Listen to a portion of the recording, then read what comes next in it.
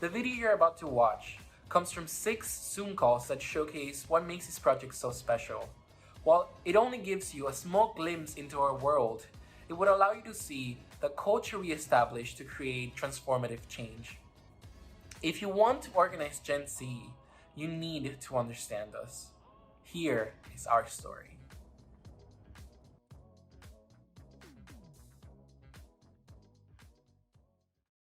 This is kind of cliche, but I feel like from the very first welcome call, I kind of just knew that I was gonna want to be a part of this for as long as it existed. From that moment, I knew that I was part of something special, and that I've just been meeting the most amazing people. I didn't I didn't realize this was actually gonna end in my mind. I just thought November 3rd would just never come. I just want you guys to all know that you all impacted me very, very intensely, and I'm never gonna forget you. I just want to say, for this being my first meeting with you guys, I've never met a group that I instantly connected with so well, and because I'm clearly I didn't really speak. I just I like listening and hearing people's stories, and all this was I've never been enlightened more in one day, and I'm so thankful I came to this meeting and I joined all this. When surveyed, 98.6% of students said that participating in this program made us more likely to pursue a path of civic engagement. 100% said it made us more likely to vote. The following clips that you're about to see will showcase to you our reactions in our first ever welcome call way back in June, when we realized we have finally built a working model for virtual organizing. It was really nice to see how we all came from different places. We found out about this in a different way, but we all still have the same goal, and we just want to help the world and make change, which is really nice. Cut and dry. This is what we're doing. This is why we're doing it. And I really like that diversity and motivation. I'm looking forward to working with them. I'm really happy that I see that there's more people in this, that we share the same, we can say passion, in the sense we believe that with our votes or their vote, something can be changed. Everyone in this call, you guys just being here, makes my day, because it's not a lot of that in my area, so it's I come here and I'm about to be with some cool people. Well, the people in my group, they really seem to want to exercise the fact that we have right to vote and everything. And what I thought was really cool was that they actually heard it from the Instagram DMs, which made me very happy. It made me very happy, Jacob. We're getting it done. We know it works. Okay.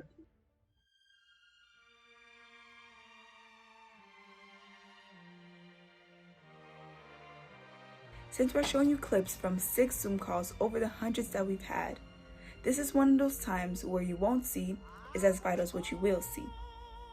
Though we were able to figure out the shape of a program and establish a plan of action, it's important to remember that many of us faced hardships and difficulties as the world around us was racked by COVID.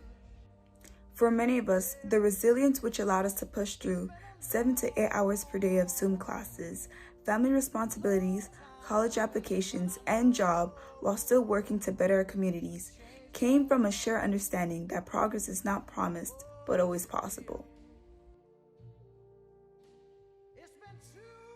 So the following week has been very, very difficult for a lot of us, especially since RBG died and then we didn't get justice for Breonna Taylor.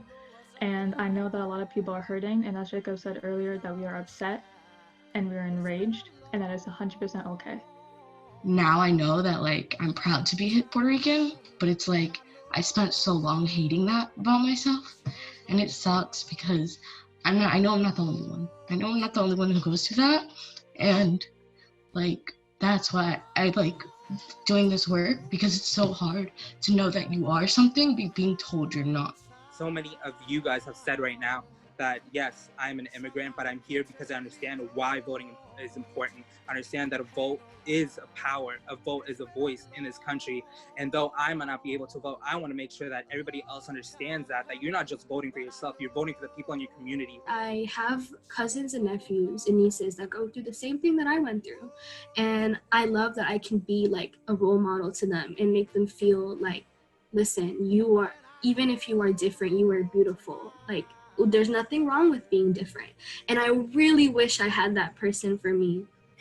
America is asking so much of us because, you know, this is the way that the system was built. And what they want you to do is like see what happens every single week. I'm gonna say week because it literally feels like it happens every week. They want you to see what happens, and then they want you to think that your vote doesn't matter. It's not radical to want to have equality. It's not radical to want to be treated as equal. It's being rational. With the death of George Floyd and like all the protests in response to that, like people have really, like it just brought such widespread attention to the Black Lives Matter movement. So I have so much more confidence like in the impact we can make. A central part of our program was the sharing of personal stories. From my very first meeting back in April until even after the election, students were encouraged to articulate their why, their reason or reasons for getting involved. Whether we were moved by tragedy, inspired by our peers, or simply needed community in the midst of isolation, this component of our program encouraged students to stay for the long run. Now, it wasn't just that we shared stories, but that we were invited to think of our lives in terms of stories, to feel our feelings, and to lean into supporting one another. This happened during district calls, behind the scenes after calls, and in caucuses that we built, like the LGBTQ team, Latinx team, Black team, Women's team, and so much more. I have been vitiligo since I was 13. I actually come from an indigenous background. I'm from Nicaragua, for those of you who may know. And up to when I was 13, the comments that I received about my skin color, I grew up with that idea, you know. I was very well aware of what was going on. And as soon as my skin turned white, I have received so many compliments on my skin. I have been stopped in the hallway at my school for people to tell me that I have such a fair, beautiful skin. And that never happened to me when I was a little brown girl. And I'm sorry, but it's just so idiotic.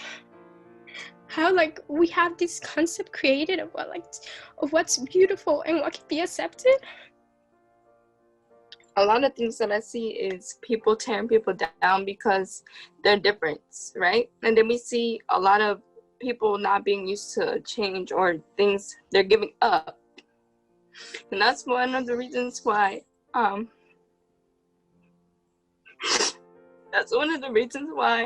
I am so passionate about, you know, people getting involved in the government, people voicing their opinions, people understanding the affirmations and actually believing in them, actually understanding that you are loved, that you are intelligent, that you are beautiful, that you are a queen, that you are a king, no matter the color of your skin, no matter if you're light skin, dark skin, if you're white, Asian, whatever ethnicity or nationality that you have, is understanding that you have power as a human being.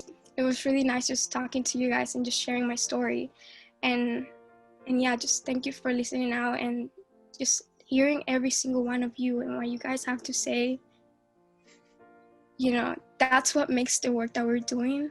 That's what makes every single thing that we're trying to do and accomplish. That's what makes it matter.